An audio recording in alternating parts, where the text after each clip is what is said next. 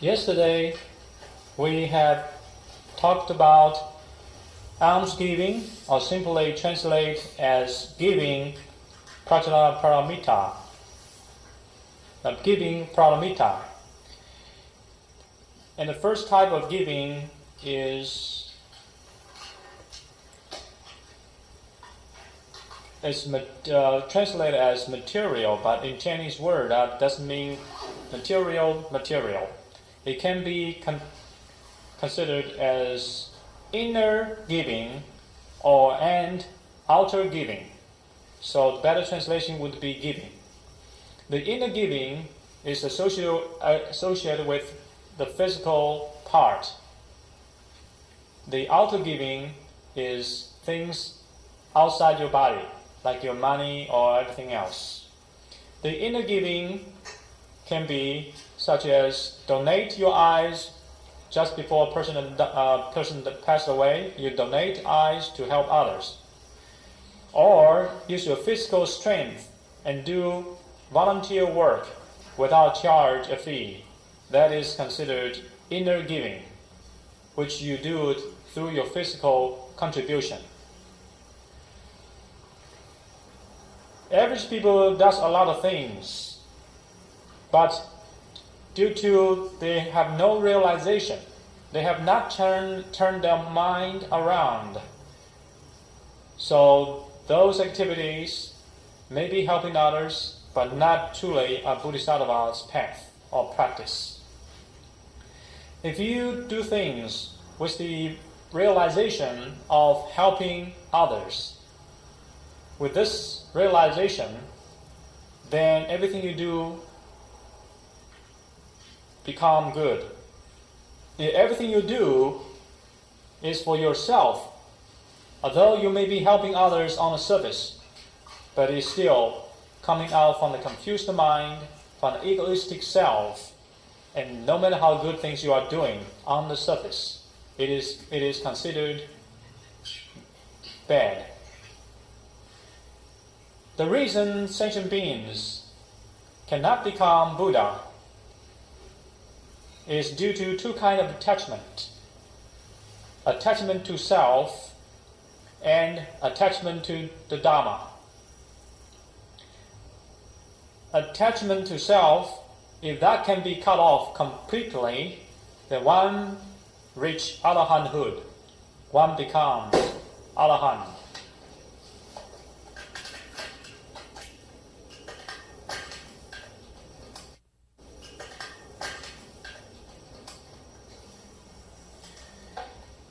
If one does a lot of things, maybe looking good on the surface, but every single thought behind your activities, that motivation is for oneself, then we are increasing egoistic self. If one truly want to get out of the samsara, then every single thought must be in the direction of decreasing the egoistic self, and eventually cut it off completely. The next attachment also makes sentient beings unable to become Buddha is because attachment to the Dharma. So generally speaking, attachment to the Dharma is the obstacle of knowledge. Attachment to the self is the cause of vexation.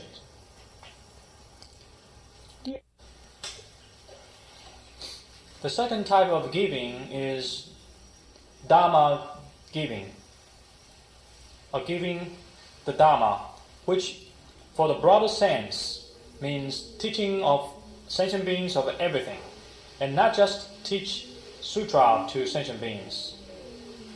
The teaching or giving can be categorized into giving the knowledge on the worldly things, or giving the trans-worldly things, spiritual knowledge, such as Buddhism.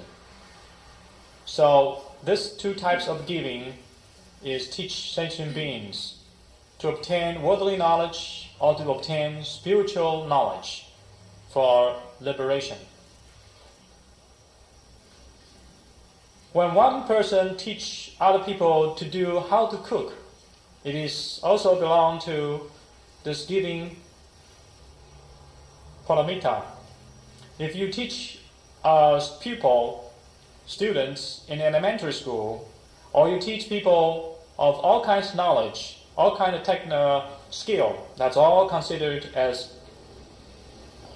offering of the Dharma teachings in a broader sense. But the true offering must not have any anticipation of reward. Now the question is, if somebody teach in elementary school do receive monthly salary, is that almsgiving in providing teaching and still the Dharma type of teaching giving?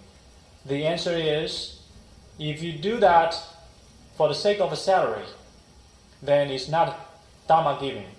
If you do that for the sake of benefit the students, then it is Dharma giving. Because if your motivation is to obtain salary, then you can be tired when the salary is not increased high enough to your expectation.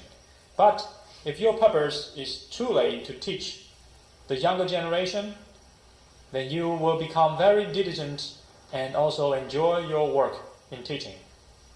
Then, since your motivation is different, then you are truly performing the teaching or giving paramita.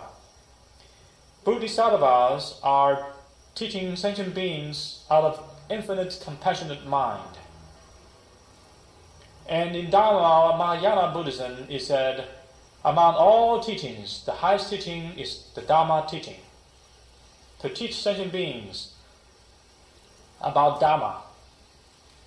Because with this kind of teaching, sentient beings can get out of samsara, obtain supreme wisdom, and even Buddhahood. Therefore, this kind of teaching, giving, becomes the highest. And therefore, the great Bodhisattva, when they perform this kind of teaching, is highly praised by all Buddhas. That's why in our centers we provide all kinds of teachings free of charge. The video tapes, audio tapes, and sometimes itinerary tour, traveling around from one place to another to provide Dharma teaching at no cost. But if those books or videotapes are provided to people with a price, or with the label saying there is copyright, one cannot duplicate, then it is not the Dharma type of teaching or giving. It is pure business activity. Or if a teacher, before he was invited to a place for providing Dharma teaching, he asked about what kind of reward, how much you're going to pay me for how long I might provide the teaching, then it is not Dharma giving. The true Bodhisattva will come when the sentient beings are truly hungry for the spiritual knowledge, namely the Dharma. He may even pay for his own traveling expenses just to come provide teaching to sentient beings, never ask for a reward.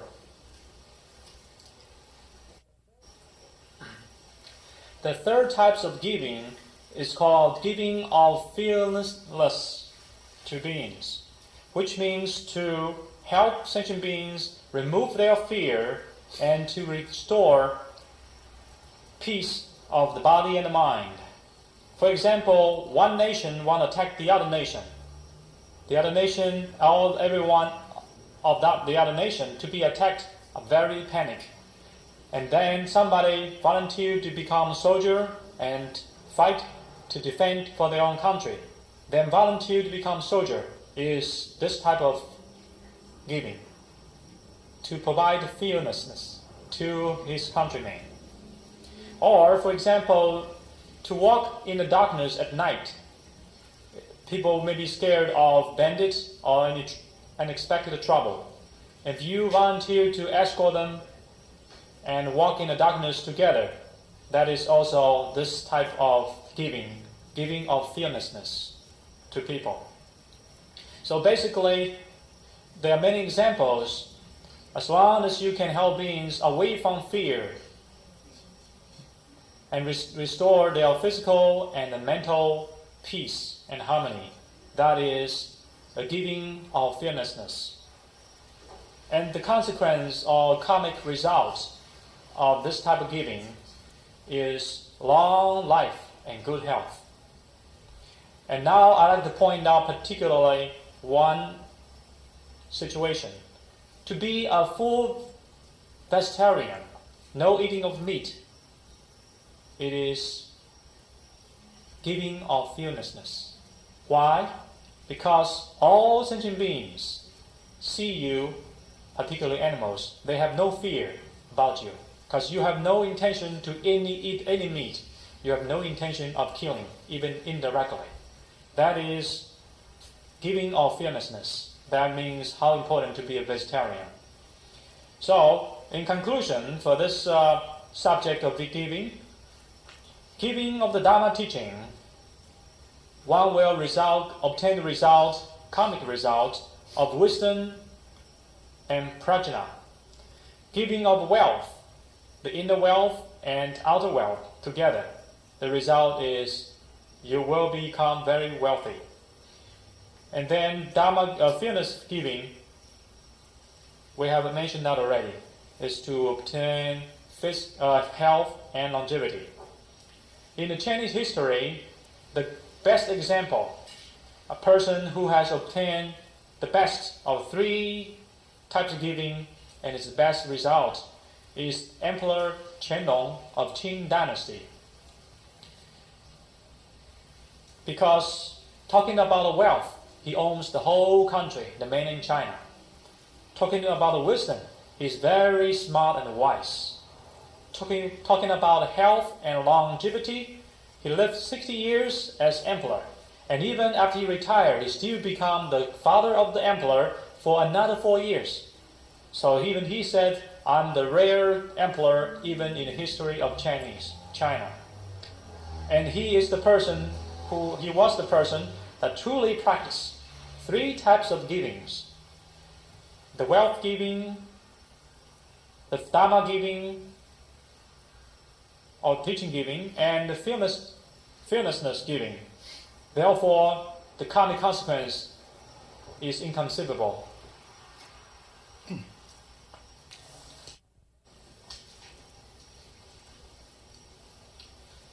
In Mahayana Buddhism, oftentimes mentioned, Bodhisattvas must practice the 6 Prajaparamita. The Prajaparamita means, or not Praja, just Paramita. Practice 6 items to Paramita stage. Paramita means complete, perfect state. And we have discussed so far, from morning till night, we can do all kinds of activities. We are actually providing services, giving. But without realization and understanding, it is not truly corresponding to the true meaning of giving.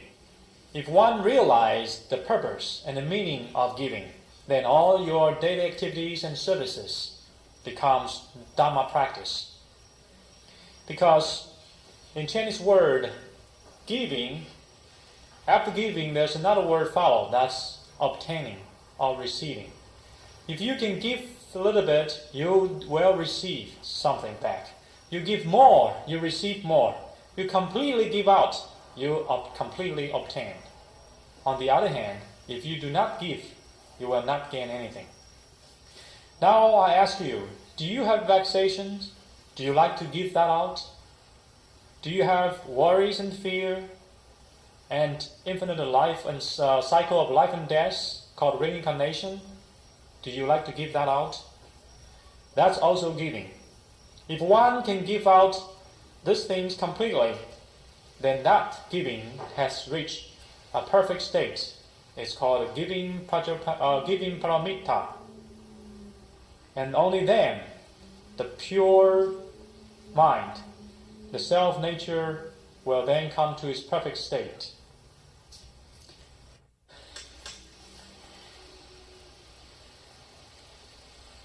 The second paramita is precept observing paramita. Although literally it says precept observing, actually it means in a broader sense, obey all rules and regulations. Because for small matters and things, there are small rules and regulations. For big matter and big things, there are big rules and regulations that one need to follow. Without the rules and regulations, then things cannot be done successfully or effectively. Even for a family, there must be some rules for the family. The rules between the husband and wife's relationship, the rule between brother and sister, the rule between older generation and younger generation for their proper relationship, and must not be reversed. Even for a simple case like cooking in the kitchen, one must first wash the rice and then cook to a certain degree of temperature. It must have a certain rule and procedure. To practice Buddha Dharma and wish to become Buddha, the rules are even more subtle and more strict. One needs to follow the proper sequence without reverse. In the 4 great vows, the first one is vow to save all sentient beings. That's the first one in practicing Buddha Dharma, the beginning stage. And then the next sequence is, in order to save all sentient beings, we must save ourselves first by cutting off vexations completely. So that comes the second vow. And the third vow, in order to save all sentient beings, you need to know all dharmas. Therefore, vow to learn all dharma. And then the result is vow to obtain supreme Buddhahood. Only when you truly reach the supreme enlightened stage, then you can come back and save all sentient beings and fulfill your first vow among the 4 great vows. Without achieve the Buddhahood, to save all sentient beings, it's just an empty wish. The Bodhisattva, you may ask, they can save sentient beings. Why do they have to become a Buddha? Well, no matter how high a level Bodhisattva is, he can save all beings below his level, not to his level, and not definitely the level above him, such as Buddha. Only when one becomes Buddha, then one has capability to even save the Bodhisattva of the highest level, and all 9 different categories, all the way down to the sentient beings of hell. If one truly generate the great vow to save all sentient beings from the bottom of the heart, then one will have compassionate mind comes out, and then one will be able to diligently practice Buddha Dharma in the spiritual path. But today, many people, they have interest in Buddhism. They also try to generate great vow, but they have in their great vow a mind of discrimination. They like this, they don't like that person, they think this is right, that is wrong, and therefore, for those persons, the great vow stated like this: I vow to save sentient beings all, except Mr. So-and-so. You see, that's not a great vow. In the classification of Bodhisattva, the beginning stage of Bodhisattva truly generate great vows, truly want to save all beings unconditionally, without exception. And that, therefore, they have tremendous spiritual power when the true mind comes out to save all beings. The precept observing paramita is based upon compassion and applied through methods and expediences. Has to be applied in a very proper manner, because there are many methods and many ways to express it. Need to be expressed and conducted in a very proper manner. And therefore, the methods are numerous. The 6 paramitas are the 6 major items. Among each one of them, there are numerous methods to apply them effectively in all conditions, all situations, with all beings. A Bodhisattva knows how to skillfully apply the methods, and the methods are infinite. It all comes from the wisdom.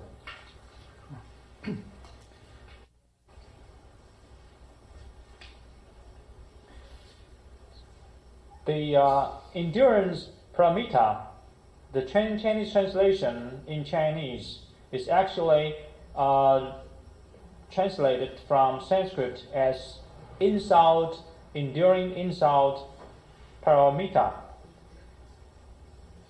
The translator in ancient time must know the Chinese people's weaknesses in their characters. That is, there is a Chinese statement, famous, which says, "A gentleman can be killed with head chopped off, but will not take no insult."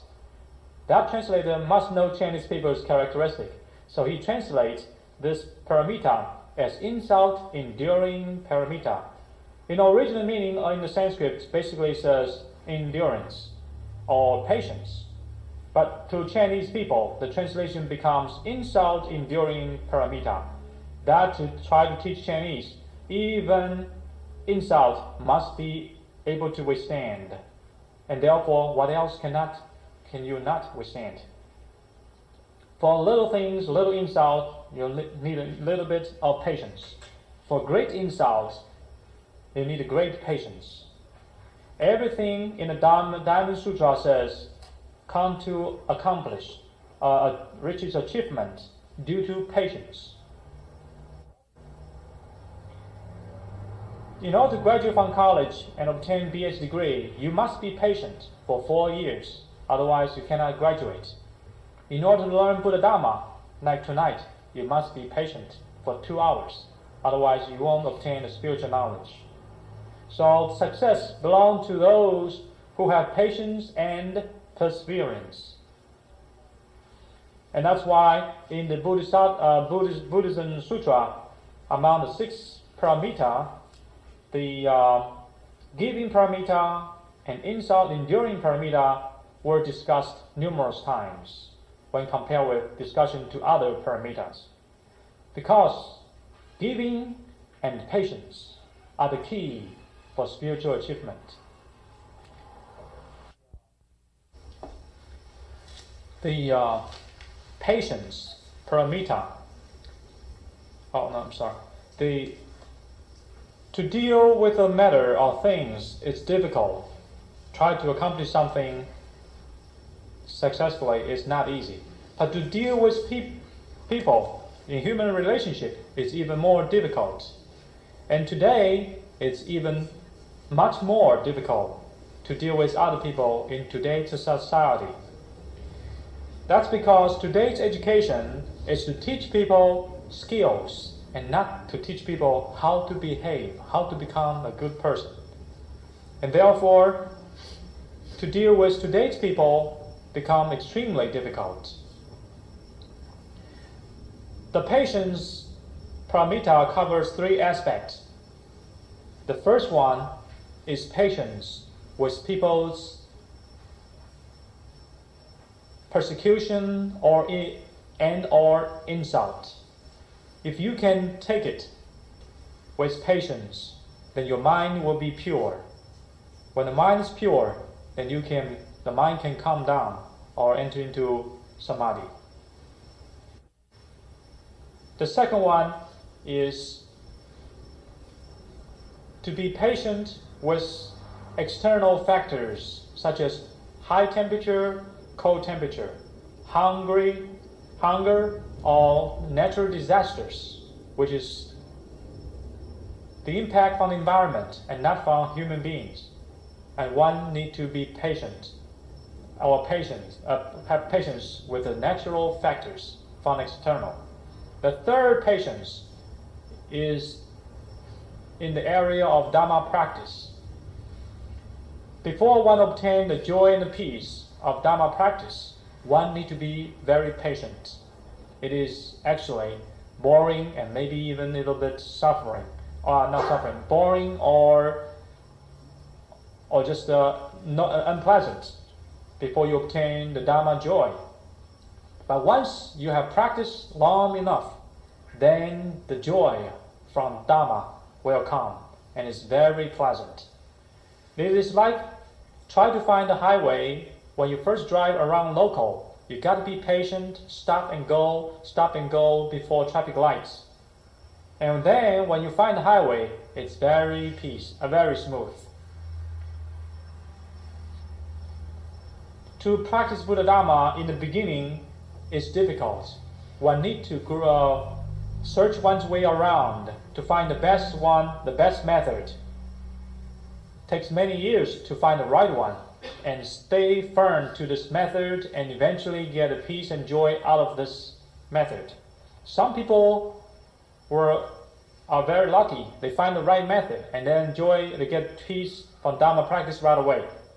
Some people takes 3 to 5 years to find the right Dharma practice and enjoy the peace from the practice. Some people takes all their lifetimes still searching and not able to find the proper Dharma method.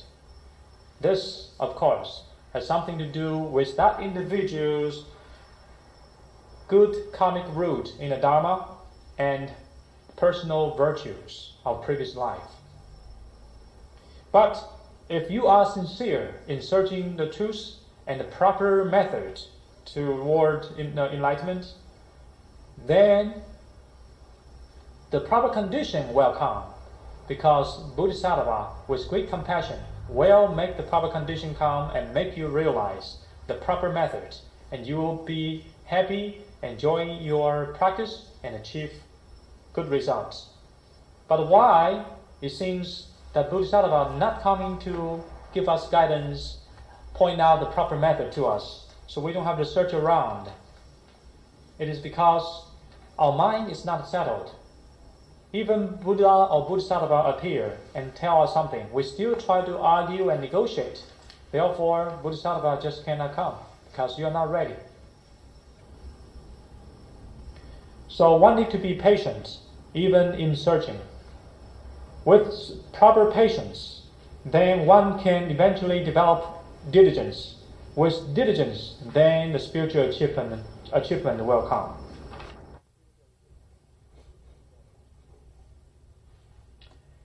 The next paramita is diligence. Paramita of diligence means making progress in a daily basis. Confucius said basically the same thing. Every day one should make progress. But some people criticize Confucianism and Buddhism are pretty backward. Apparently they did not know the teaching or the philosophy of Confucianism and Buddhism. So those two are really dealing with diligent cultivation. They request daily progress. Diligence in Chinese consists of 2 words. The first word means pure and not mixed. The second word means progress and not backward. For today's scientific achievement made by the scientists, it is also due to their hard working and daily diligence. Without that, the scientific creation of invention cannot be happen. Buddha Dharma are likewise, and in practice Buddha Dharma, one needs to pick up one method only, and diligent in pursuing this method until one reaches enlightenment. When the mind is enlightened, then one can move on to study other methods or schools' teachings and will be well versed in other methods quickly, because when one is completely, thoroughly realized, then all Dharma can be fully realized. If one do not follow the prior diligence and practice many methods at the same time, then one will not achieve spiritual achievement. I'd like to tell you a story, a true story. In the 1900s in China, a famous teacher called Venerable Dishen. He has a disciple, monk, who left home, become a monk at middle age, 40, 50, some in that time, that age. He was an old friend of Venerable Dishen in the countryside. But Dishen is a person with good knowledge and many experience about life. And this person was born in a poor family, do not have knowledge and experiences. And his job is to fix something that we don't even know today. It is to fix the broken pieces of bowls and plates. But in today's time, if bowls and plates are broken, we simply throw away. You see, in the early time in China, people are very frugal. They don't throw away. They fix that one. And this person, without proper knowledge and experience, is doing fixing for a living. And he's been doing that for many, many years. He truly realized life is full of sufferings. So he came to his old friend, who is the famous Venerable Dishen, tried to request to become a monk, but it was rejected. And he still insists because of the good relationship from childhood. But the teacher says, you are so old and physically weak. If you want to practice the Dharma teachings or the morning ceremony, the 5 major ceremonies in a daily basis, you cannot do. And people will laugh about you. To practice something like teaching the Dharma to others, you don't even recognize the word. You are illiterate. But this person refused to leave the teacher. He insists to become a monk because of their old friendship. The teachers finally said, okay, but there's one condition. After I shave you, you do not stay in the temple. You do not take precepts. I will find a small temple in the remote countryside. You stay there by yourself. And I will have friends, Buddhist friends, take care of you. They're going to offer the rice, material food for you, and there will be an old lady cook for you. And I teach you only one method, that is Namo Amitabha. And you just do that, nothing else. And if you are tired chanting, take a rest. When you feel good, continue chanting. That's all I want you to do. And this monk, this old friend says, okay. So he hair got shaved. He just followed instruction and stay in countryside by himself in a place that's very poor and lousy place. But he just followed the instruction and practiced very diligently. 3 years later, one day, he left that place and went to town and visited a friend, relatives actually. Then he told the old lady, do not cook for me tomorrow. I don't need food. This old lady thought he must met some friend. They're going to invite him for lunch. Then second day, the old lady came to visit the monk. Because the temple that the old monk lived is so poor, you can see through. There's probably no window or gate, door. He saw the teacher monk. The monk was standing facing the window and holding the chanting beads in hand. The old lady called the monk without any response. And the lady came closer and find he was already passed away in chanting Amitabha's name. So out of shock, the lady quickly go to the village and ask other people to check, and they all realized this monk truly passed away. Then they quickly sent somebody else to tell the master Dishen. And in the early time of China, the traffic is not so convenient. It takes 3 days to come back to have the teacher to see this old monk who just passed away. And he still stood there for 3 days. And once the Venerable saw this old friend who practiced only Amitabha for only 3 years, he gave him the greatest compliment. Those Dharma master who can spread Buddha Dharma, teaching so famous, and touch so many people's hearts, are not comparable to your achievement. And why he has this achievement? he is very pure in his practice and with great diligence. So look from people today practicing Buddha Dharma. Since people are working pretty hard, but diligent with confusion, diligent with scattered mind. For 30 years with this kind of diligence of today's people, there are going to be no achievement. I've been listening to this tape about this true story over and over again, and I feel very touched. Actually, if you are pure, you know this method of Amitabha is so profound, there'll be no need to change any sutra, any other mantra. Just stick firm to one word, that is Namo Amitabha. So the principle of diligence can be applied to Zen meditation, mantra chanting, Buddha name chanting, and some people like to study sutra and teach other people sutra. That can also be utilized with the principle of diligence.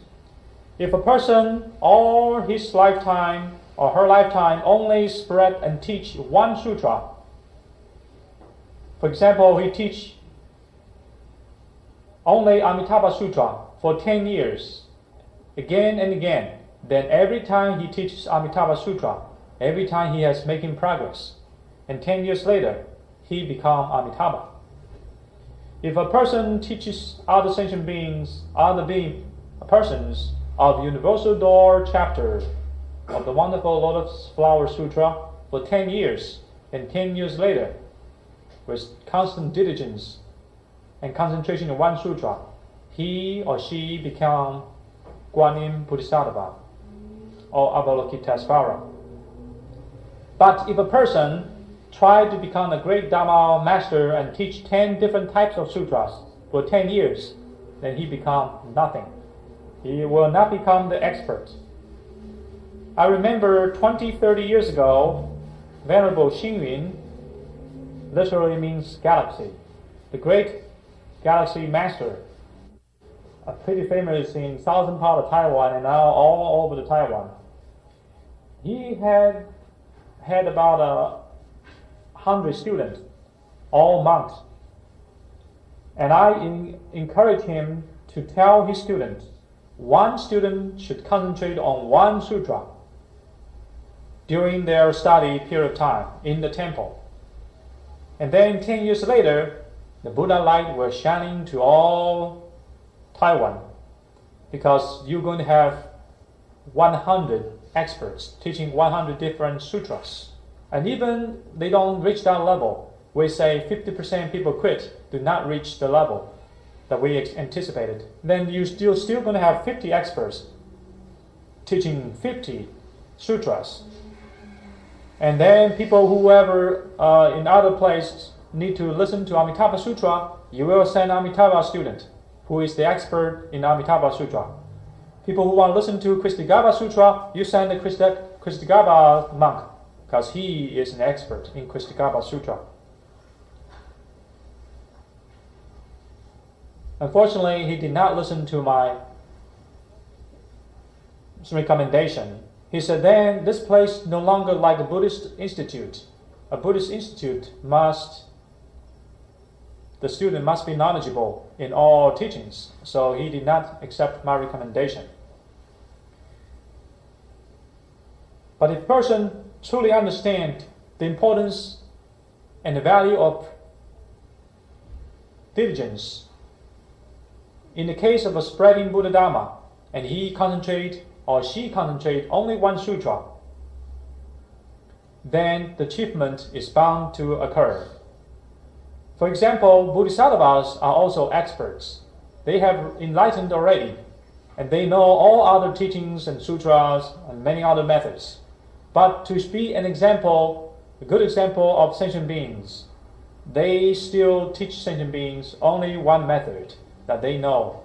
Actually, they can teach many others, but they want to show you a good example of concentration and diligence.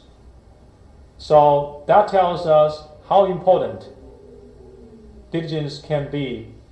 Without it, spiritual achievement will not occur. The fifth item of paramita is samadhi paramita. Literally in Chinese, it's Zen samadhi. And this Zen samadhi can be categorized as worldly samadhi and trans-worldly samadhi, or beyond the world samadhi. That's basically the Buddhist Dhamma samadhi. The worldly samadhi covers 4 Zen stages or 8 samadhi level, and the result of this practice can make a person be born into the realm of form, which is high heavenly level, or the realm of formlessness, that's even higher level of heavens. The next category of Zen samadhi is trans-world samadhi, that goes beyond the world of life and death. And that can be further categorized 3 types: the Theravada type, the Mahayana type, and lastly, the supreme, utmost samadhi. The first type, Theravada style samadhi, are practiced by those beings seeking for Arahant. And the next level, Mahayana samadhi, are the content of practices for Bodhisattvas. And then the last one is the supreme utmost samadhi, is the one that Buddhas are doing. So the river point, or the key point of spiritual achievement, lies with Zen samadhi. It is not just the Zen practitioner who do meditation. All other schools, they too emphasize the importance of samadhi. It's just they have different terminologies. For Buddha name chanting students of the Pure Land school, their goal is single mind without scattering. That is samadhi. For teaching school who study all kinds of sutra, they talk about skillful application of stillness and observation. That is basically samadhi. For the Vajrayana Buddhism, they talk about a 3 proper correspondence of the 3 essence in body, speech, and mind. When that happens, it is also basically samadhi. In our daily life, we need to have a little bit of so similar to samadhi state too, in order to handle things properly. And what is that a little something similar to samadhi? That is, in your heart and mind, you know what goal you want to achieve, and you will not be interfered or affected by surrounding environment or external factors. Therefore, the scientist who can have achievement in the scientific research area, and you can say they have scientific samadhi, because their mind has to be still in the direction of their research, and must not be interfered by others and other things. In the example we mentioned earlier, the monk who stood facing the window and passed away, that person has reached Buddha name chanting samadhi. So patience comes first, and then with patience, diligence become possible. With continuous diligent work in your spiritual path, then samadhi comes. And the word in Chinese is Zen samadhi. Sit down and practice meditation is only one of the numerous Zen samadhi methods. The 6th patriarch, Huineng, of Zen Buddhism, who became enlightened upon hearing a statement from the Diamond Sutra, and he gave an interpretation of Zen samadhi.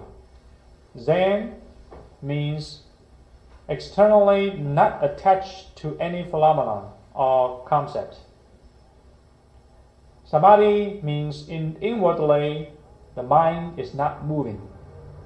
This actually is the similar statement from the Diamond Sutra. It says, not attached to any phenomena, and yet the mind is unmoving. So this is basically Zen Samadhi, because not to attach anything external, that's Zen. And not moving one's mind, it's Samadhi. In the Flower Adorned Sutra, the main person, Santai Tongzi, who visited one of the great teachers of his time, Yu Xiang Zhangze, who happened to practice Zen Samadhi. He practiced Zen Samadhi of the highest class in the market, equivalent to today's shopping mall. And he was doing this high-level Samadhi practice in the shopping mall, and the mind still not scattered or moving. So we oftentimes envy person who can sit there for hours or days without moving. Actually, the highest level Samadhi are those who can do things in daily life, even shopping, and still not lose their mind or the inner peace of the mind.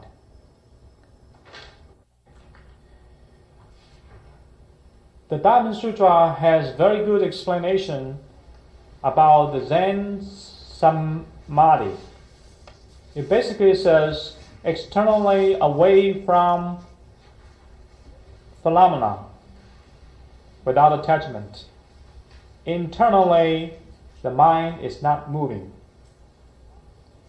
And in the Diamond Sutra, it explains, because all phenomena are basically like hallucination, unreal. And all activities and concepts are like dream, like a bubble, like shadow. They are not real.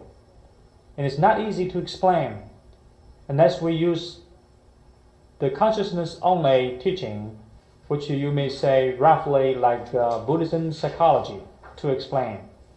Because all the world, all this phenomenal world, material, non-material, concepts, whatever, can be categorized into 100 types.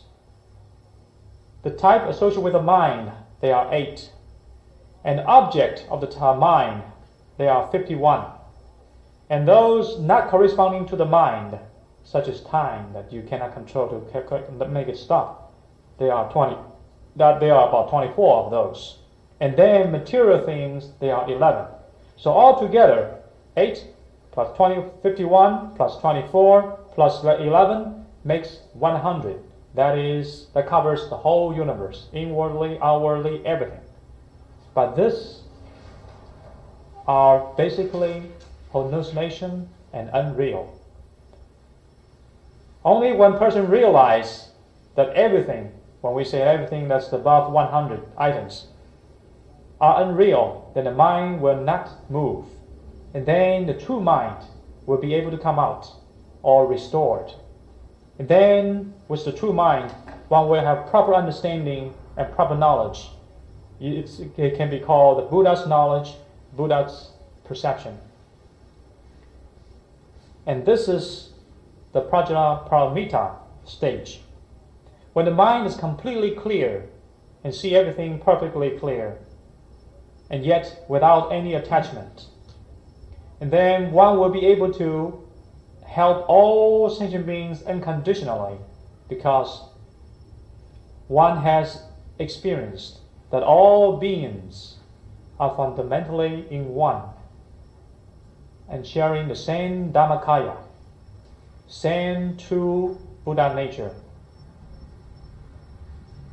For example, if you feel itching to your arms and you scratch your hand, would you talk about, what if I do this for you, what would be my advantage, or what kind of thing, good thing you want to give me as reward? You don't discuss that. You just go ahead and scratch, because the right hand and left hand are not different. They are in one, a part of the body. No separation. But sentient beings has confused. They distinguish self from others. Therefore, they do things for the satisfaction of the self, and then create all kinds of mistakes or sins. and therefore suffer from the wrongdoings due to the misconcept about self, egoistic self. And then the suffering is tremendous. If a person knows how to shoot one and others are fundamentally one, therefore help others unconditionally, that is, giving paramita. And one do things, follow the principle, follow the rules and regulation, that is, precept observing paramita. And one do things with patience and perseverance, that is, patience or endurance paramita. But one do things with single mind and not scattered, and continue this way, it is perseverance or diligent paramita. When one do things without scattering, that is Zen Samadhi paramita.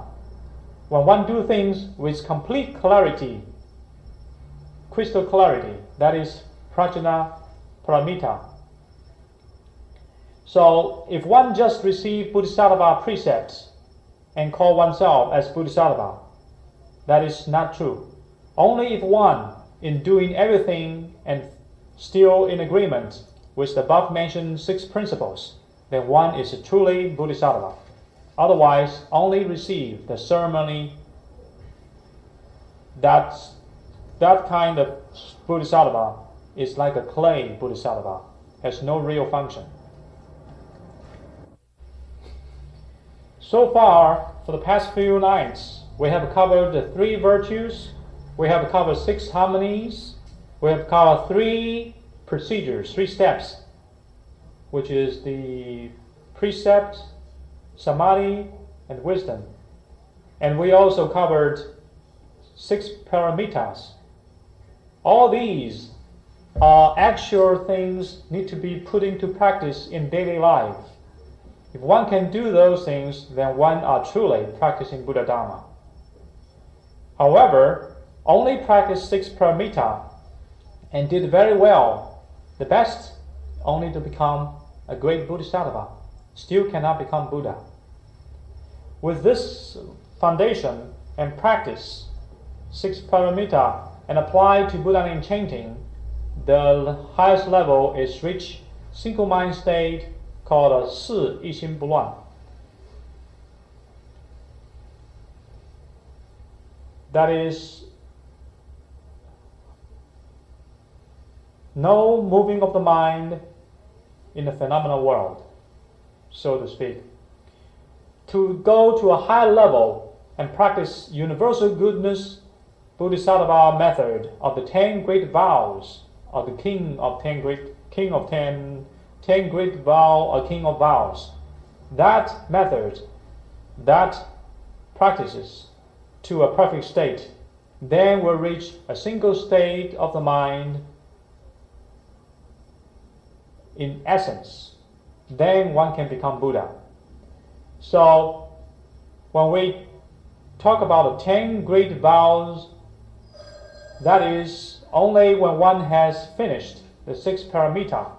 Otherwise, one cannot even touch that, because that is very high level. For the great Bodhisattva to achieve Buddha, that's the time they do it.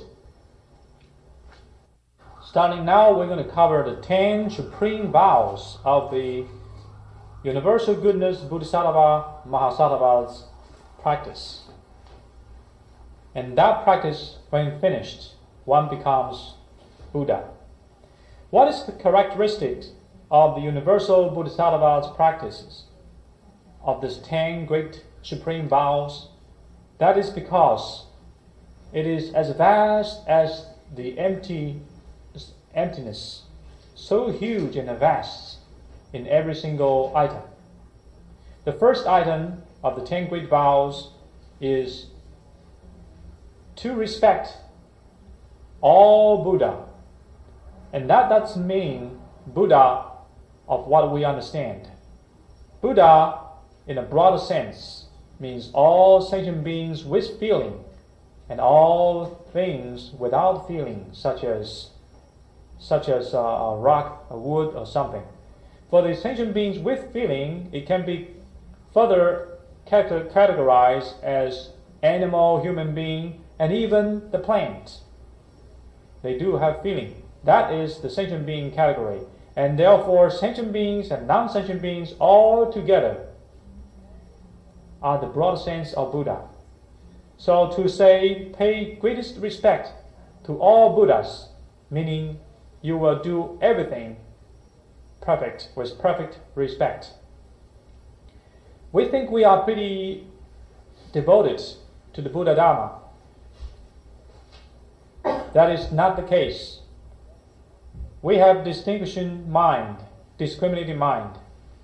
We haven't received any tests. If somebody says, let's go do some business, guarantee you'll make $1 million tonight, you probably will not come tonight to listen to the Dharma. So our devotion and dedication is not what the universal goodness Bodhisattva talk about. His type of respect is the supreme to the supreme level and covers everything without any left out. And you may wonder why all beings and non-beings are covered. In Chinese word, that there's one single word meaning all beings and non-beings. That's basically or literally means everything forms by other conditions. That is considered as all beings and non-beings. So for that broader sense of definition of all beings and non-beings, then in practicing universal goodness Bodhisattva, in the first item would be for a book, you will make the book nice and put in the proper order. For the table, you'll let it stay in the proper place and clean the table. Does not mean you will bow to the table because that's part of the Buddha in a broader sense. No, you just put them in the proper order, nice and neat. That's for the objects.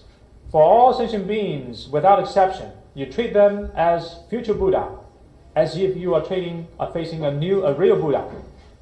And for things that's not subject, not object, but some kind of things you want to do, you still do that with great respect and complete attention. That is within the scope of respect to all Buddhas. That is the definition of respect all Buddhas. That covers everything without exception.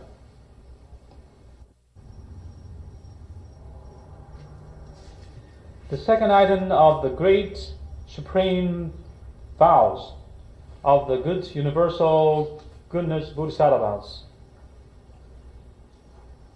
is praise Tathagata. Why here is mentioned Tathagata instead of Buddhas? Because when talk about Buddhas, it's looking from the viewpoint of image. When talk about Tathagata, it's looking from the nature point of view, nature. Therefore, the first one, I talk about from all the image.